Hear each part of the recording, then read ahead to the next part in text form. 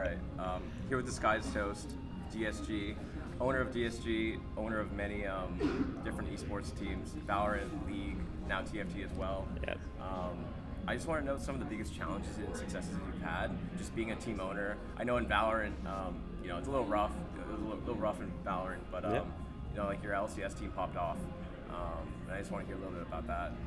Oh yeah, it's figuring out that recipe for a good team. I think is something NA has always struggled with, and we've had successes like with the League team, and then we have failures with the Valorant team. And it's always trying to figure out, okay, what made this team good, what made this team bad, and it's not necessarily just skill, right? Because at the end of the day, if you put the 5 best player in the world on the same team, obviously you're gonna have a good time, but no team is gonna have the 5 best player on the team at all times. Like, okay, these are your pieces. How do you make it work? And it's trying to figure out like what do you need to kind of like bring everyone together. And is it communication? Is it maturity? Because you're dealing with kids essentially. Most of them are kids. Do you need like a good captain? So trying to figure out chemistry has been what I've been trying to learn and trying to focus on, because anyone can win with the best players in the world. It takes way more skill and effort to figure out how you win with 5 different pieces that aren't necessarily the best. Gotcha. And continuing off of that, I mean, the gaming industry has kind of been hit by a lot of setbacks. A lot of companies and whatnot are downsizing. Like, people are kind of like losing their jobs.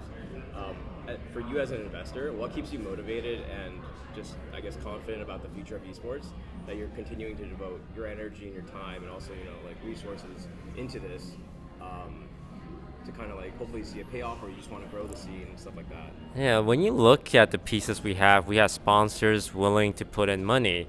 You have game developers like right over here with the TFT event who are super passionate, and you have fans willing to show up, and then you have players that, like for this event, they're flying in all over the world paying money to compete.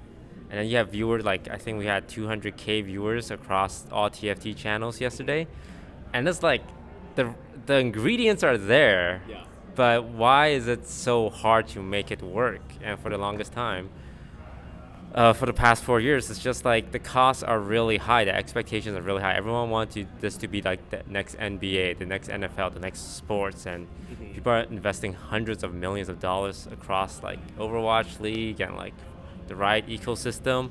And then when they don't make hundreds of millions of dollars, they deem it a failure. But esports was thriving like 10 years ago when costs were low. And I'm not advocating to like underpay everyone, but you're making X amount of money and it costs Y amount, right? If it costs more than you're making, it's not gonna make sense, right?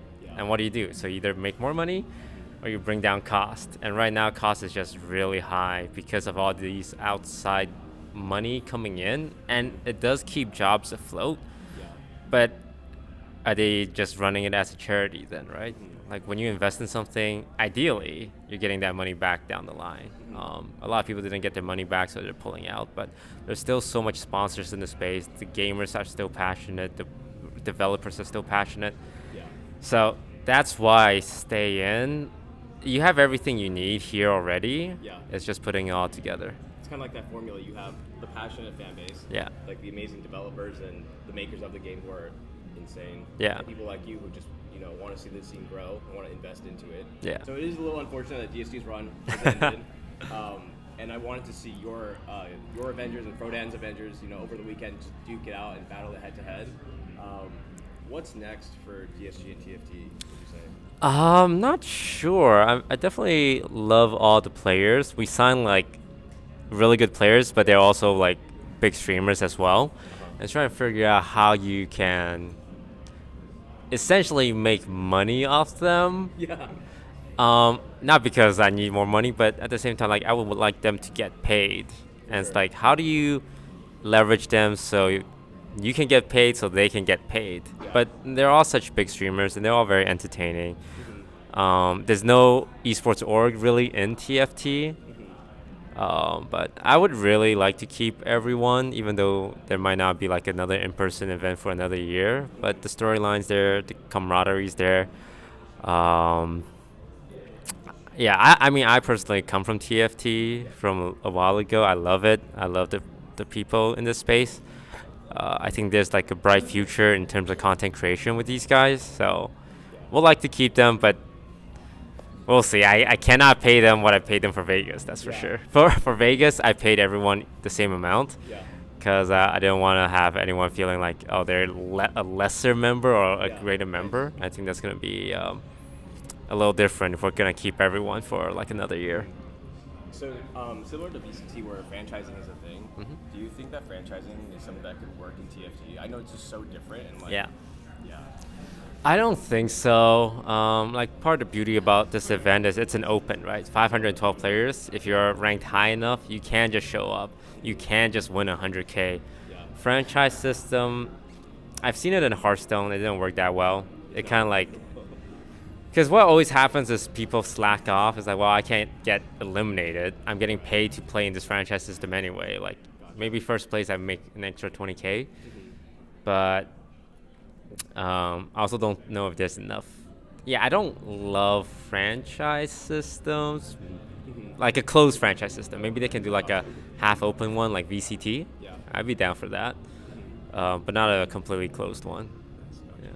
So then continuing off the fact that you kind of started in TFT, what's that journey been like from set one, just as a player first and also as a content creator, going from set 1 to set 10 and beyond, and we're at the biggest TFT in-person event ever. Like that must be just for you. I mean, just really, really awesome. Yeah, seeing how far TFT has come is pretty insane. How different the game is, how high the skill levels are. Back in set 1, it was just easy. No augments. Just press the reroll button a lot, and that was it. But now there's augments. There's like different items. There's reforgers. There's the chosen mechanic. But no, I'm glad TFT is still alive. I mean, set 2 almost killed TFT because it was just the worst set ever. But with set 6 and Arcane revitalizing the game, and it's one of the most played game. Like, I don't know the numbers, but I'm pretty sure it's one of Riot's most popular games. Like, maybe even more than Valorant. Like, Valorant's kind of like the golden child right now. But TFT, like, you look at the numbers, probably take a look at those chibi skin sales. Chibi skins, the chibi, Yeah, whoever came up with chibi skins probably just saved the TFT budget. Any favorite highlights or memorable moments from the weekend so far?